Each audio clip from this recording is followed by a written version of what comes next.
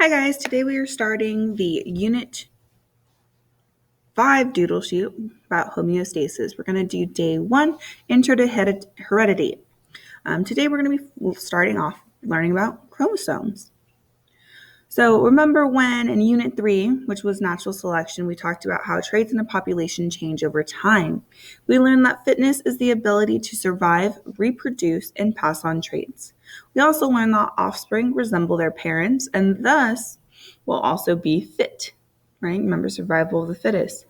If offspring tend to resemble the parents, can we then reason that siblings should also resemble each other? So just real quick, obviously I can't do a poll, but think about, do you know someone that looks just like the members of their family? Or do you know someone who looks nothing like their family? Do you look like your siblings? Do you not look like your siblings? Do people say, oh, you look just like your sister, and you just can't see the resemblance? Okay, so we are going to look at a family in the UK that is very, very unique. So this is Lucy and Maria. They are diazogotic twins. So that twins, right? That means that they were born at the same time from the same mother, the same father. But look, they look so different. Okay?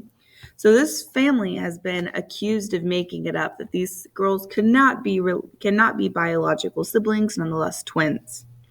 Okay? What do you think? So in box A, is it possible for Lucy and Maria to be biological twins? Take a second. In box A, you're going to write, why do you think it's possible, or why do you think it's not? Okay. If there's any information you think might be important, write it down, what you might need to know. Okay. So many of you probably ask, well, what are their parents like? Okay. Well, their mother is half Jamaican, half Caucasian, and their father is Caucasian. That means half of the mother's genes come from her Jamaican ancestry, and half of her genes come from her Caucasian ancestry.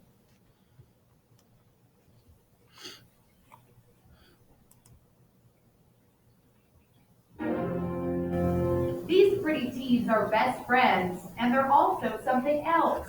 Something that may surprise you. We're twins. Believe it or not, they're twins. Yep, we're twins. Same mum, same dad. You heard right. They have the same mom and dad. What are the odds that one would be black and one white? People are just in shock. Lucy and Maria Aylmer live in Gloucester, England. Maria has a caramel complexion, brown eyes, and thick curly black hair. Lucy has pale white skin, ginger red hair, blue eyes, and freckles. Most people have the same reaction when they hear they are twins. They say, how did it happen? We don't believe you. So, how did it happen? Their mom, Donna, is half black and half white. The twins' dad, Vince, is white. The couple was thrilled when a sonogram revealed they were expecting twins. I just cried. It was shock. Mom did a double take when she delivered one black and one white baby. I'm so glad Mom dressed us in such cute little outfits. Mom dressed her adorable twin daughters in matching outfits, just like twins everywhere. But by age 10, Lucy says she didn't feel like a twin. So why dress like one? We don't look alike, so why should we have to wear the exact same thing? Maria says she once wished for Lucy's straight hair. I used to cry about it. I hate my curly hair. And Lucy says she was sometimes taunted at school. They thought I was adopted. You call me a ghost.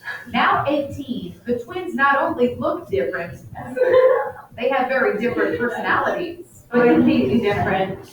Maria loves getting dressed up in chic clothing. She is very outgoing. Yeah, but I don't meet people. Like, I'm not scared to approach people or anything. So. Whereas I'm terrified of like going up to random strangers. Lucy prefers casual clothes, but they've come to embrace their uniqueness as black and white twins. If I have kids one day, they might come out looking like Lucy.